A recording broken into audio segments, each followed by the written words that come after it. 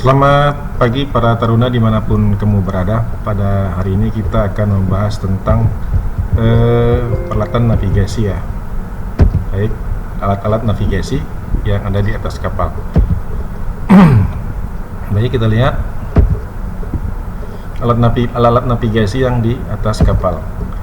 Alat-alat dan pesawat navigasi yang harus ada di atas kapal ditentukan oleh peraturan-peraturan kapal 1935, yaitu tentang Seven Ordnance 1935, kemudian ada Seven Fair Ordering dan SOLAS Safety of Life Ship tahun 74. Ketentuan ataupun peraturan ini untuk keselamatan jiwa di kapal baik sebagai awak kapal maupun sebagai penumpang, serta alat navigasi di mana mengandung keselamatan perjalanan kapal. Jadi secara besar secara garis besar alat-alat navigasi dapat dibagi dalam, kita lihat di sini. Alat navigasi ada alat-alat navigasi sederhana ataupun biasa, konvensional. Kemudian di sini ada alat-alat navigasi yang modern. Jadi ada dua alat navigasi ini, ada yang sederhana ataupun konvensional ataupun biasa. Kemudian yang kedua adalah alat-alat navigasi modern ataupun elektronik ya. Sesuai dengan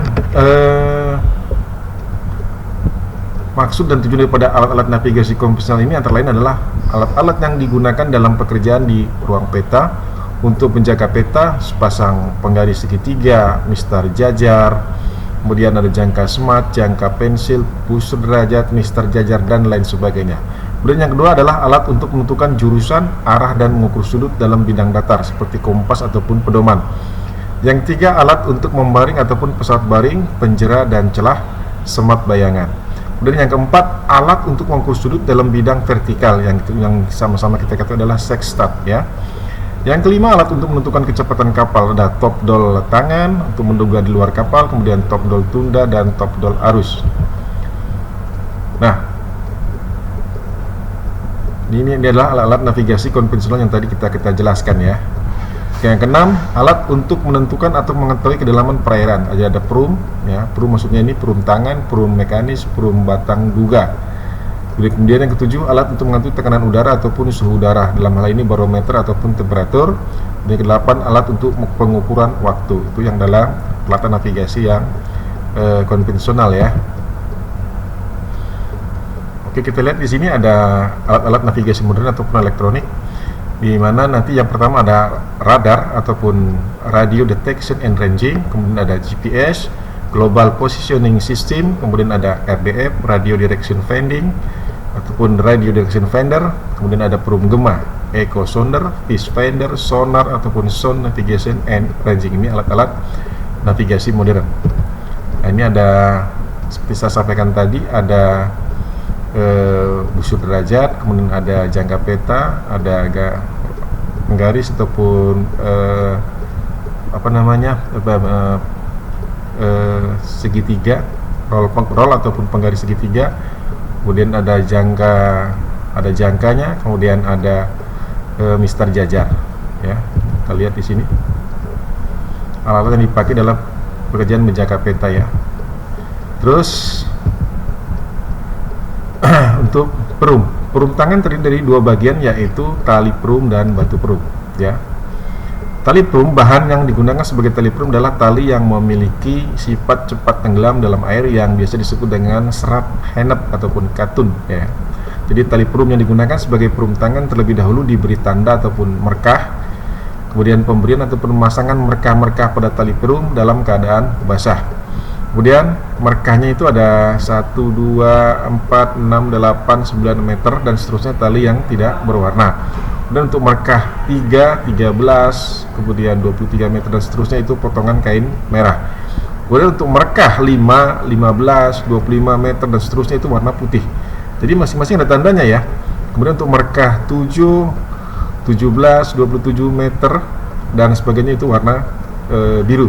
Dan merkah 10, 20, 30 meter dan seterusnya itu bahan kulit dengan diberi lubang 1, 2, 3 dan seterusnya sesuai dengan angka puluhan. Jadi pemberian warna pada merkah tidak mutlak, jadi yang penting mudah dalam pembacaannya dalam menduga kedalaman air ya. Jadi nggak perlu pakai warna, nggak perlu pakai apa, yang penting kita sudah tandain bahwa itu misalnya 5 meter kita tarik dengan tali warna merah, kemudian 10 meter dengan tali warna merah 2 atau dan sebagainya ya. Kemudian gambar perum dan tali perum ya, ini seperti ini ya gambarannya.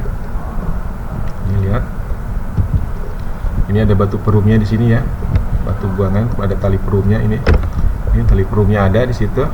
Terus nah itu batu perumnya, kemudian tali perum, ada lubang ya, lubang di batunya itu ada lubang untuk ada seperti itu, ada seperti sedikit ruang hawa ya, tenggelam tadi ya. Itu ada bandulnya di atas, tempat pengaitnya daripada tali ya.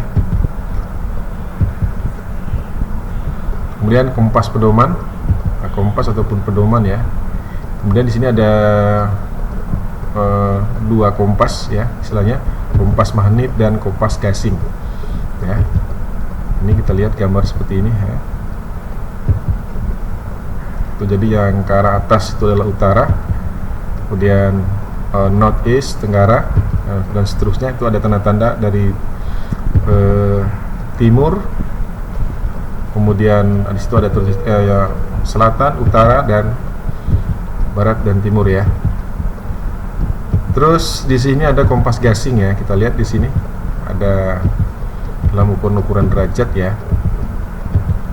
Tuh, ada 45 derajat, 90, kemudian 135, 180 sampai dengan 360.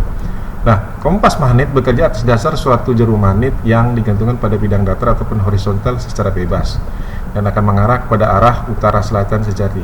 Sedangkan pada kompas gasing bekerja atas dasar benda yang dibalingkan secara cepat dengan gaya listrik, dan dengan balingan yang sangat cepat tersebut poros gasing menunjuk ke arah derajat utara sejati ya. Jadi ada sifat-sifat jarum magnet ya, dan ini harus mempunyai gaya tarik terhadap baja dan besi, kemudian gaya tarik terkuat pada ujung magnet kutub, kemudian dalam keadaan bebas berputar kutub-kutub magnet mengarah utara dan selatan, yang mengarah utara kutub utara dan mengarah selatan kutub selatan ya. Jadi kutub yang senama saling menolak, dan kutub yang tidak senama saling tarik menarik.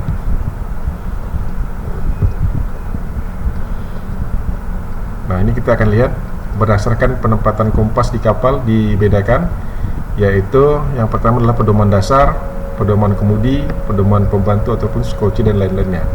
Dan untuk bernavigasi diatur oleh pedoman dasar. Jadi berdasarkan konstruksinya dapat dibedakan atas pedoman kering dan pedoman basah ataupun jahit cair ya, pedoman ya.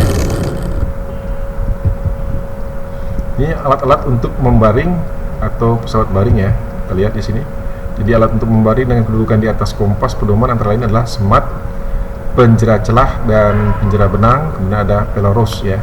Jadi kita akan jelaskan pada saat praktek ya.